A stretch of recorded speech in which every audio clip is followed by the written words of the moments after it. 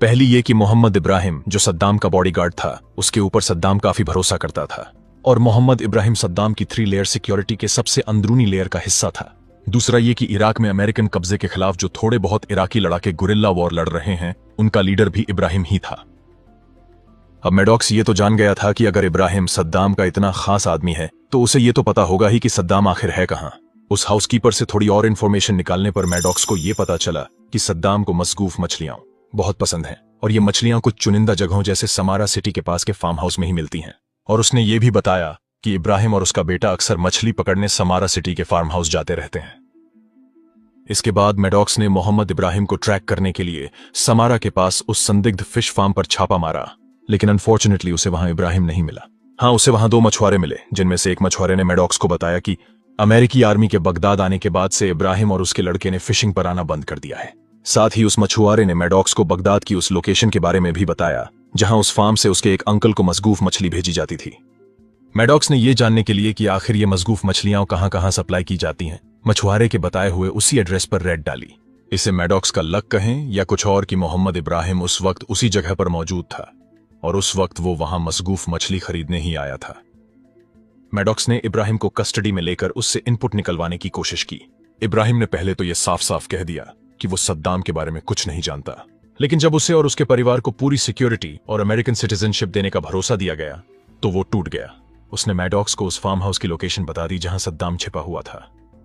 इसके बाद अमेरिका ने 13 दिसंबर 2003 की रात सद्दाम को पकड़ने के लिए ऑपरेशन रेड डॉन लॉन्च किया। अंधेरी रात में नाइट विजन गॉगल्स पहने हुए अमेरिकन कमांडोज ने एड टावर के उस फार्म हाउस को चारों ओर से घेर लिया था। जैसे ही कमांडोज फार्म हाउस के अंदर पहुंचे, सद्दाम के दोनों नौकर उन्हें देखकर भाग खड़े हुए, जिन्हें कमांडोज ने तुरंत दबोच लिया। जब सोल्जर्स ने उनसे सद्दाम के बारे में इनपुट निकलवाने की कोशिश की तो उन्होंने ऐसे एक्ट किया जैसे उन्हें कुछ पता ही ना हो। कमांडोज को सर्च ऑपरेशन में उस फार्म हाउस में कुछ भी नहीं मिला।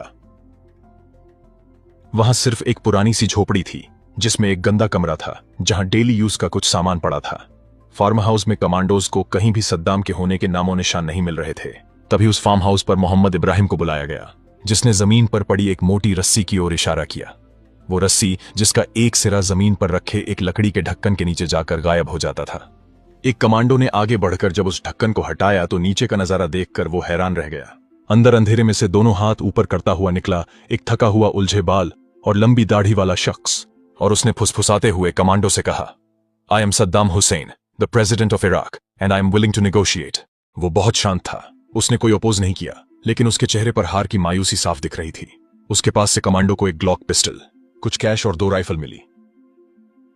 सद्दाम को पकड़ने के बाद अमेरिकन फोर्सेज ने उसे बगदाद के पास एक हाई सिक्योरिटी मिलिट्री बेस में रखा। शुरुआती इंटरोगेशन में उससे न्यूक्लियर और केमिकल वेपन्स के साथ उसके टेररिस्ट कनेक्शंस के बारे में पूछताछ की गई, लेकिन सद्दाम ज्यादातर समय शांत रहा और सीधे जवाब देने से बचता रहा। कुछ ही महीनों बाद जून 2004 में अमेरिका ने सद्दाम को इराक की नई गवर्नमेंट को सौंप दिया ताकि उस पर आधिकारिक रूप से मुकदमा चलाया जा सके। सद्दाम हुसैन को साल 1982 में दुजैल नाम के गांव में शिया कम्युनिटी के साथ हुए एक बड़े हत्याकांड का अक्यूज्ड पाया गया। इसी केस में इराकी स्पेशल ट्राइब्यूनल में उसका ट्रायल चला, जहां उसे फांसी की सजा सुनाई गई।